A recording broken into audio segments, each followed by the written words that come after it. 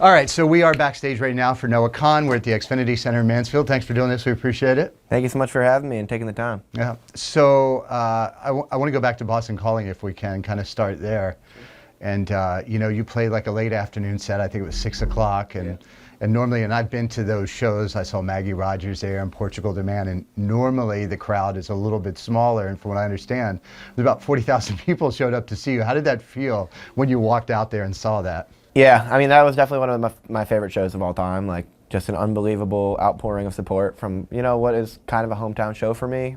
Being from, Vermont, New Hampshire area, Boston is like the big city. And to have all those people there was unbelievable. Like, there's a lot of great artists performing that day, and people really showed up for me. And it felt special, and I was just blown away. Now, did I hear you settled in the Watertown area? Yes. So did you walk over to the show from the? It was right there. Yeah, literally, like it was so cool to have it so close to home. Like we play in Europe, we play all over the country, and we barely get to play a place where I can like wake up in my bed and walk over to the show. That had to be pretty spectacular. It was very nice. Yeah, it was a nice commute home afterwards. Very easy. Yeah. Past the golf carted home. Yeah, exactly. Yep. Having stumbled out of that venue, I know walking home is a wonderful thing. Yeah, it was. Yeah, I needed Google Maps, and I was looking real closely at the screen. Right. Yeah. So what about the show that you did in New Hampshire the other night? I saw you brought. Was it a former teacher of yours, or what's the story with that? Yeah. So when I was a kid in Hanover, New Hampshire, there was this gentleman named Tuck Stocking who moved to town, and he wanted to give kids a chance to be in a band and let them like kind of be in a nice studio and practice and rehearse and go play venues. And in a lot of areas, like the only access to like performing music is chorus or a cappella or theater, and that was never really of much interest to me. I was in my high school a cappella groups, the Sore Throats, but really, the Sore Throats? The Sore Throats, yeah. That's a pretty spectacular name. It was a good name, yeah. It was a good name. What did the Sore Throats sing? What was like their go-to? We would do like more contemporary stuff, like just very a cappella-y songs. Sure. Very Glee stuff. Yeah, kind of like that. Yeah. So I was never that was never really satisfying the itch for me to be a performer. I always felt like chorus. I didn't have a voice that fit into a chorus, and I kind of wanted to be a lead singer in a band. And so this gentleman gave kids an opportunity to do that. And my whole childhood, I was in bands with this guy, and he would just a soul that really loved music and loved community, and he made a lot of dreams come true for a lot of kids, including mine. And when I got signed, he was the first call I made. And that's great. I always wanted to do something with Tuck because he is someone that will always mean the most to me. He gave me a chance to be a rock star, and I think everyone should get a chance to be a rock star. So we brought him out on stage, and he brought his son Jaden, who's in a band, and a couple of bands on each night, and it was really special, really cool. They kind of stole the show. It was awesome. You could just see the joy in your face watching, how much fun they were having. It was fantastic. It was amazing, and hopefully it meant a lot to them too. I want to go a little bit to the album, and I was thinking about with Stick Season, and I know you've talked about this, and it's almost like a love letter to New England and Vermont, and so much of who you are as a person comes across in the album, and other albums that do that. You think you go way back to like the Beach Boys and Pet Sounds and that whole California surf thing, or NWA is Straight Outta Compton. Right. It's very hard to do that, to capture a city or a region. So when you started recording and writing this album, is that something you had planned out? I think it's something that I really try to approach in all my songwriting. I grew up a huge fan of John Steinbeck, who does an incredible job of writing about place and making you feel in a place, even if you're not from there, as well as Stephen King.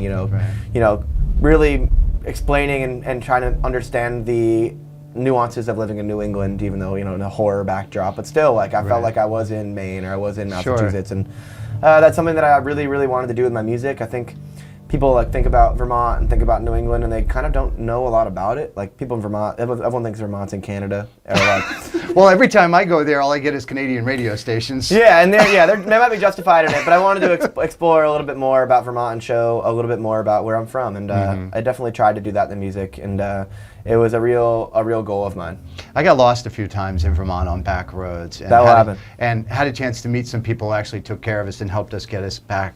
And I think there's a camaraderie there in Vermont that maybe you don't find in some places. Totally. Yeah, I feel like in Vermont, someone will help fix your tire, but they'll be mad at you the entire time. And I kind of love that. It's a little bit of they're pissed off, but they're begrudgingly helping you because that's just what they do. Right. Whereas they're kind, but not particularly nice. Right. And I love that. Like I Right. love that about New England in general. Like, That is definitely, I think, a New there's a England thing. community there that's unspoken, Right. but it comes out when you need it. Somebody told me the best way to explain it with New England versus the South. Like New England is like the coconut, and it's impossible to break through. Mm-hmm. But once you break through, you know, you got the good inside. Whereas deep down South, it's kind of like a peach. And Right. everybody's on the outside is real kind and sweet, Yeah. but you will never get to the core of who somebody is down South. It's much harder to do. Yeah, I think that's a really good way to put it, actually. I'm going to steal that for future interviews. Hey, please, you can use it. You put it in a song if you All like. right. And then one last thing I want to talk to you about is obviously the collaboration with Post Malone. Yes. So does he slide into your DMs? I slid into his DMs. I just like had this song that I'd written and recorded, and I was like, I think you might like really like this song. I love your music, and I covered Congratulations when I was like 19 years old. Mm-hmm. So I was like always a huge fan of what he did, and what I love most about Post is he never really seemed to be bound by any genre or any kind of particular, That's true. you know, cultural taste. It was always kind of like just doing what he thought was cool. Mm-hmm. And so I reached out and I was like, I think you might think this is cool. And he was super down. He responded like a month later and was like, yeah, I fucking love this shit, man. Let's do it. I'm like, all right, here we go. So It took him a month, and you'd have probably moved on. yeah, I was like, oh, he's never gonna respond. Like I just cold DM'd a celebrity, and then he got back to me. So it was pretty cool. Yeah.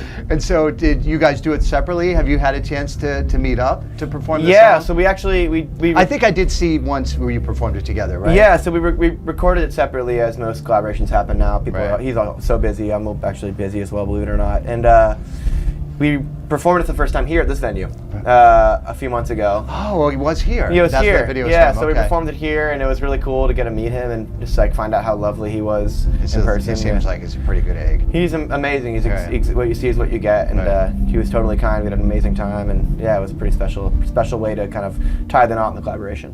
All right, one last question from a fan, Megan, who works at our radio station, was our intern, and she said, and I saw this as well, you had shared something on Twitter about the next album will feel kind of, maybe, I can't remember the terminology you used, but similar to this album. So have you already started recording that yet? No, I've started to write a little bit. I've been so busy. It's tough, you know, like You have nothing going on in your life. I have nothing going on, and I'm full of inspiration right now. And Right. this beautiful backdrop of this This doesn't office inspire. room.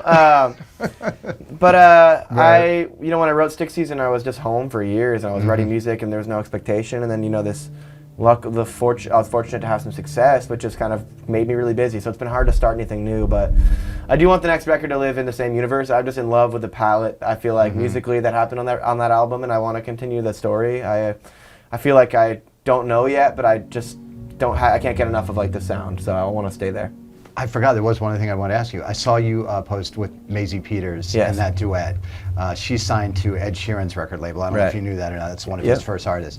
So is there going to be a version of that released? Because I just thought that was spectacular. The way she told the other side of that story. Yeah, she's incredible. Maisie is a good friend and just okay. a really wonderful musician, amazing songwriter. We don't currently have any plans, but I would absolutely love to get in the studio with Maisie and make something. Very cool. Yeah. Thank you. We appreciate it. Appreciate you. Thank you so much for your time. Good deal.